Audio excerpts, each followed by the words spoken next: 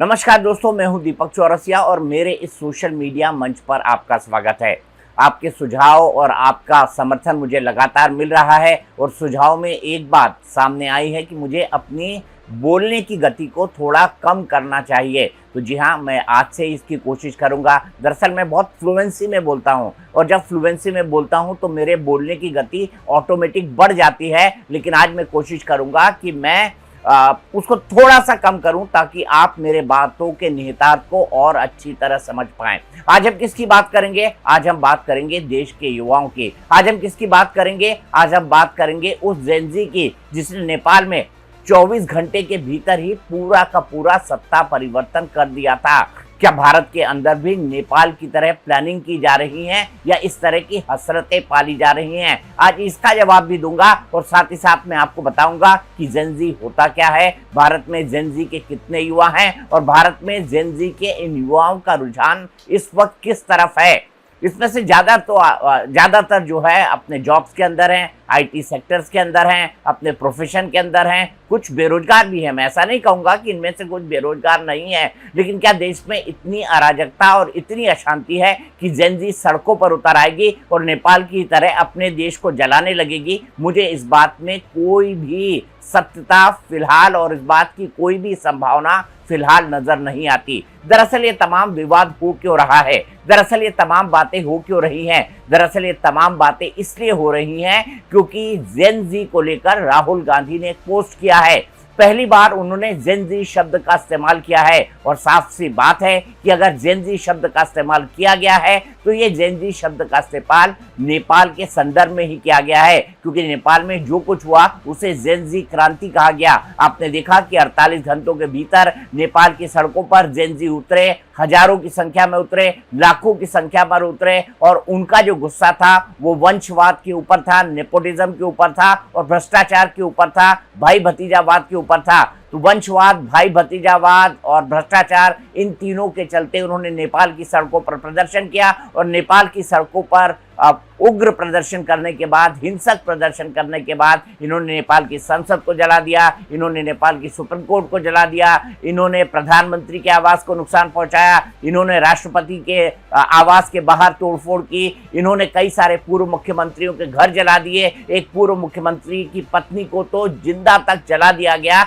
इतनी बर्बरता इस पूरे आंदोलन के अंदर हुई थी, लेकिन इस आंदोलन को इसलिए सही माना गया नेपाल की तरफ से क्योंकि जेनजी की जो डिमांड थी वो पिछले काफी समय से चली आ रही थी और नेपाल के अंदर जो मोनार्की खत्म होने के बाद, नेपाल के अंदर राजशाही खत्म होने के बाद पहली बार ऐसा हुआ था कि प्रजातंत्र आया था, लेकिन प्रजातंत्र के जो फ्रूट्स इन लोगों को मिल रहे थे या प्रजातंत्र के जो फायदे इन तमाम जेनजी को मिल रहे थे वो उनको नहीं मिल रहे थे। वो भ्रष्टाचार की आग में जा रहे थे, वो वंशवाद की आग में जा रहे थे, वो भाई भतीजावाद की आग में जा रहे थे और इसी के चलते जेनजी सड़कों पर उतरा और उसने प्रदर्शन किया। लेकिन राहुल गांधी ने कल इलेक्शन कमीशन पर वोट चोरी का आरोप लगाया था। उन्होंने आलंद एक सीट थी कर्नाटक की, उसकी बात करी, रजूरा एक सीट थी महाराष्ट्र की बात करी, जहां पर उनका कहना था कि सॉफ्टवेयर की मदद से एक जगह वोट जोड़े गए और एक जगह वोट चोरी किए गए। हालांकि चुनाव आयोग ने राहुल गांधी के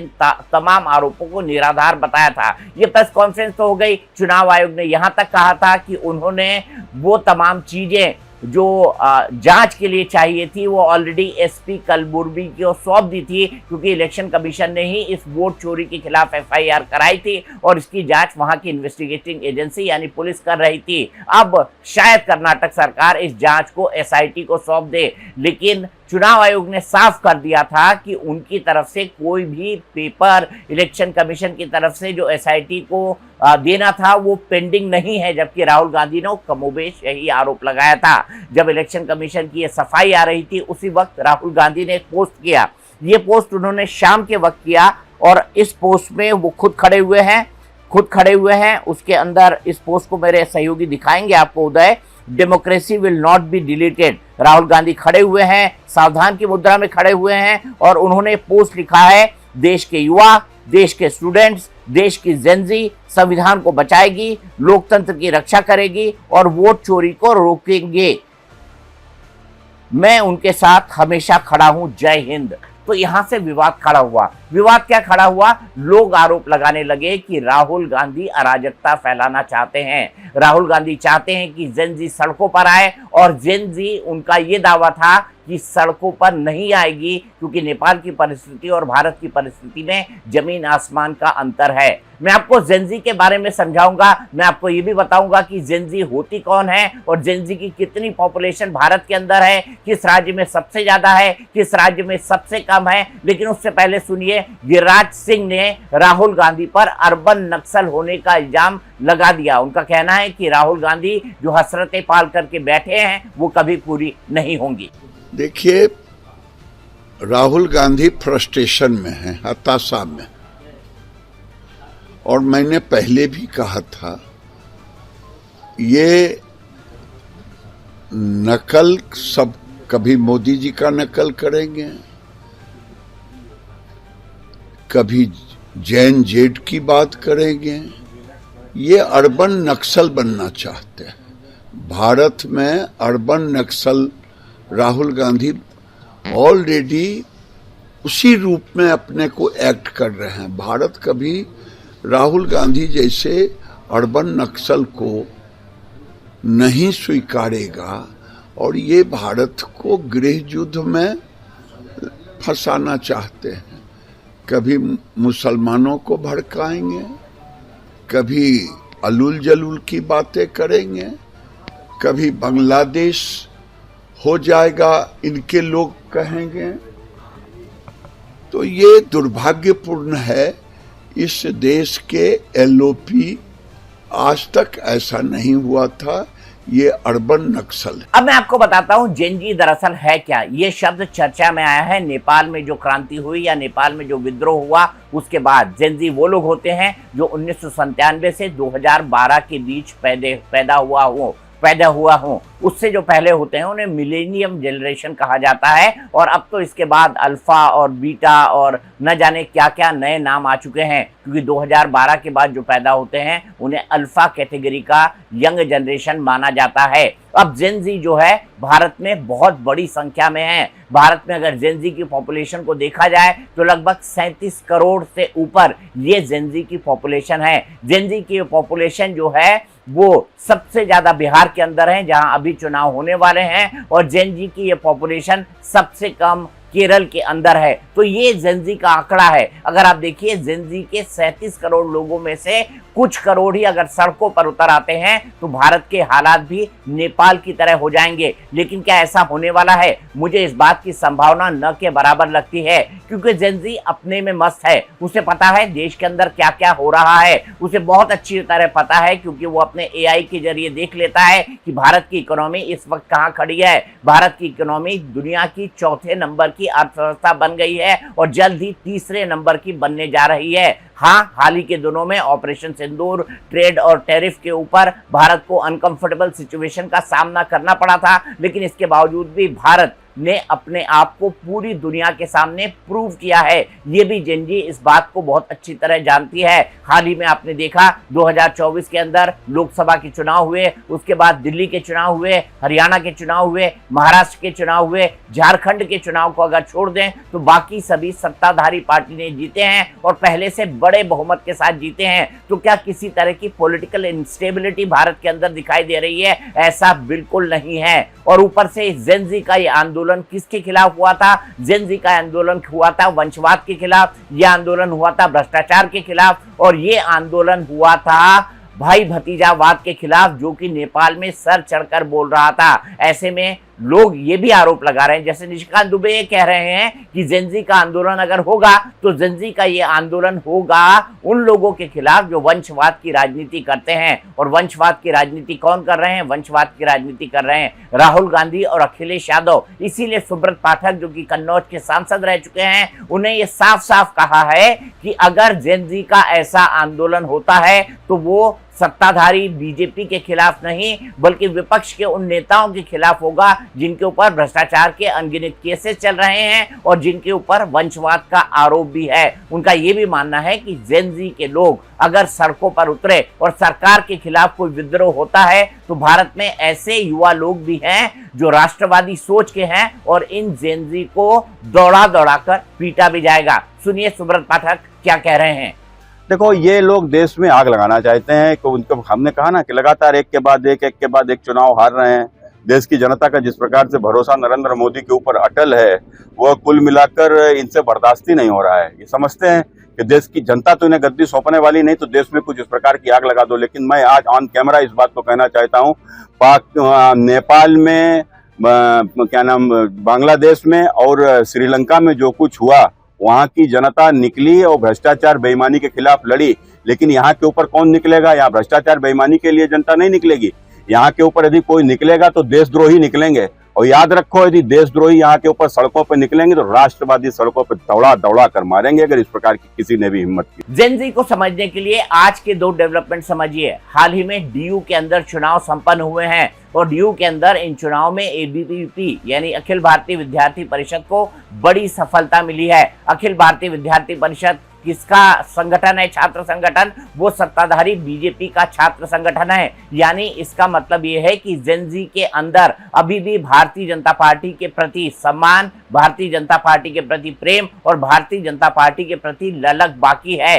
एनएसयूआई की यहाँ पर हार ये दिखाती है। हार मैं इस संदर्भ में बोल रहा हूं क्योंकि ज्यादातर सीटों पर एबीवीपी का कब्जा हुआ है। एनएसयूआई नंबर 2 की कंटेंडर थी, लेकिन एबीवीपी ने यहां पर बड़ी सफलता अर्जित की है। एबीवीपी की यह सफलता बताती है कि भारतीय जनता पार्टी के प्रति अभी भी जेन जी का झुकाव है। दूसरा एक मैं आपको बता देता हूं, राहुल गांधी के इस पोस्ट या इस विवाद के सामने आने के बाद सोशल मीडिया पर तो कई तरह की पोस्टर्स की या पोस्ट की बाढ़ आ गई, लेकिन क्या इसके खिलाफ कोई भी चिंगारी आपको सुलगते हुए दिखाई दी? तो ऐसा कमोबेश मुझे तो नहीं दिखाई दिया। देश के किसी हिस्से से भी किसी भी तरह की ऐसी कोई खबर नहीं है कि जेन जी आंदोलन कर सकता है या जेन जी इस आंदोलन को प्लान कर सकता है। राहुल गांधी इस तरह की हसरत पाल कर बैठे हों, लेकिन राहुल गांधी की हसरत से ही सब कुछ हो जाए ऐसा मुझे मुमकिन नहीं दिखता। वैसे राहुल गांधी का एक काम है, राहुल गांधी अपने पक्ष में युवाओं को करने के लिए कुछ भी दावा कर सकते हैं, लेकिन क्या युवा अराजकता तक जाएंगे? मुझे इस बात की संभावना भारत में बेहद कम लगती है। भारत के युवा जो है एक परिवर्तन कर चुके हैं और मैं आपको याद दिलाना चाहूंगा, ये परिवर्तन हुआ था अन्ना आंदोलन के वक्त। ये परिवर्तन हुआ था जब उन्होंने अरविंद केजरीवाल को सत्ता में बिठाया था और ये परिवर्तन तब हुआ था जब निर्भया केस में दिल्ली के लाखों लोग सड़कों पर उतर आए थे और उन्होंने सरकार विरोधी प्रदर्शन किए थे। नतीजा ये हुआ कि 2014 में मनमोहन सिंह सरकार जाती रही और उसके बाद नरेंद्र मोदी की सरकार आई। भारतीय जनता पार्टी के नेताओं का एक पक्ष ये मानता है कि ये भी एक तरीके से जेन जी का ही आंदोलन था, जिसके चलते भ्रष्टाचार वाली सरकार जाती रही और एक नई सरकार आती रही जिसका रुख पूरी तरह से राष्ट्रवादी है। यहाँ पर मैं आपको ये भी बता दूं कि कई सारे लोगों को लगता है कि राहुल गांधी एलओपी बनने लायक भी नहीं है, क्योंकि वो जिस तरह की बातें करते हैं, जिस तरह के आरोप लगाते हैं, उनमें न तो कोई तथ्य होता है, न ही कोई गहराई होती है और न ही कोई सत्यता होती है। लेकिन राहुल गांधी फिर भी अपने आरोपों पर कायम है। भारतीय जनता पार्टी का पक्ष ये बात जरूर सोच सकता है, लेकिन राहुल गांधी वोट चोरी के आरोपों से पीछे नहीं जा रहे हैं। उनका ये कहना है कि ये उनका एटम बम पार्ट 2 था, उनका हाइड्रोजन बम अभी बाकी है। लेकिन राहुल गांधी को इन तमाम बातों पर और कोई नहीं, कंगना रनावत ये कह रही हैं कि राहुल गांधी को इस तरह की बातें नहीं करनी चाहिए। देश को शर्मसार कर देने वाले बयान दिए हैं, देश को शर्मसार कर देने वाली उनकी करतूतें हमेशा से रही हैं। जेन जी प्रोटेस्ट को उनका इस तरह से जो है वो बुलाना, इस तरह से मांग करने के, ये नेपाल का जो है मॉडल यहाँ पे चलना चाहिए, सबको जिंदा जला देना चाहिए। और उनको ये बात पता होनी चाहिए कि नेपाल में जो है वो जेन जी ने एक नेपोटिज्म सरकार को जो है वो ध्वस्त किया है। तो शायद उनको कुछ आइडिया नहीं है कि वर्ल्ड में चल क्या रहा है। वो लगता है सुबह सुबह आंखें मलते मलते उठते हैं और कुछ भी पोस्ट कर देते हैं, कुछ भी लिख देते हैं। तो उनको ये पता होना चाहिए, उनके जैसे वंशवादियों को उन्होंने वहां ध्वस्त किया है। वहां पे डेमोक्रेसी लेके आए हैं वो लोग, एक डेमोक्रेटिक गवर्नमेंट जो कि उन्होंने अपने आप चुनी है।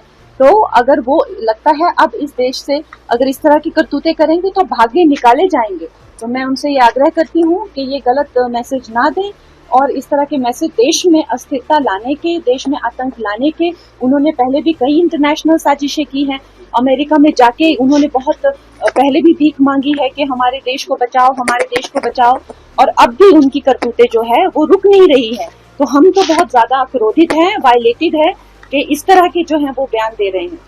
अब आप ये बात कह सकते हैं कि जेनजी के युवाओं के एक तबके में बेरोजगारी हो सकती है, लेकिन जेनजी का एक तबका ऐसा भी है जो भारत की प्रगति के साथ कंधे से कंधा मिलाकर खड़ा हो। वो चाहे आईटी सेक्टर हो, वो चाहे खेल का सेक्टर हो, वो चाहे अन्य प्रोफेशंस का सेक्टर हो, वो चाहे जर्नलिज्म हो, वो चाहे व्यवसाय हो, वो चाहे खुद की इंटरप्रेन्योरशिप हो, वो चाहे जो नए स्टार्टअप्स बन रहे हैं उनकी बात हो। जेनजी के लोग यहाँ पर बिजी हैं, इसीलिए भारत में जेनजी का इस तरह का कोई आंदोलन खड़ा होगा, मुझे इसकी संभावना न के बराबर नजर आती है। साथ ही साथ मैं आपको एक और तस्वीर दिखाना चाहता हूँ। आपको पता है ना, आईफोन के स्टोर्स दिल्ली के अंदर हैं, मुंबई के अंदर हैं, बाकी जगह हैं। जेनजी के ये लोग इन एप्पल स्टोर में जाकर फोन खरीदना भी चाह रहे हैं, जिसके लिए लंबी लंबी लाइनें लगी हुई हैं। जाहिर सी बात है, उनके पॉकेट में पैसा है, उनके जेब में पैसा है, जिसके चलते वो इस नए गैजेट का इस्तेमाल करना चाहते हैं। जाहिर सी बात है, राहुल गांधी या बाकी अपोजिशन पार्टी के लोग चाहे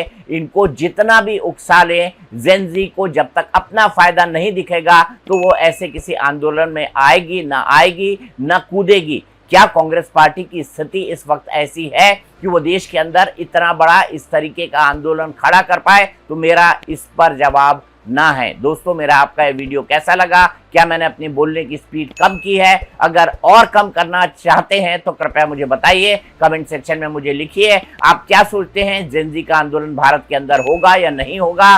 भारत को वैसे भी अराजकता में झोंकने की कोशिश 2 बार की गई, एक बार किसान आंदोलन के वक्त और दूसरी बार सीएए का जो आंदोलन चल रहा था उसके वक्त, लेकिन दोनों बार इस आंदोलन से भारत बाहर निकला है। तो भारत में वो कुव्वत भी है कि भारत किसी भी तरह की सिचुएशन को कंट्रोल कर सकता है, लेकिन फिलहाल मुझे ये नहीं दिखाई देता कि जेनजी इस मसले पर किसी भी तरह का कोई बड़ा आंदोलन करे।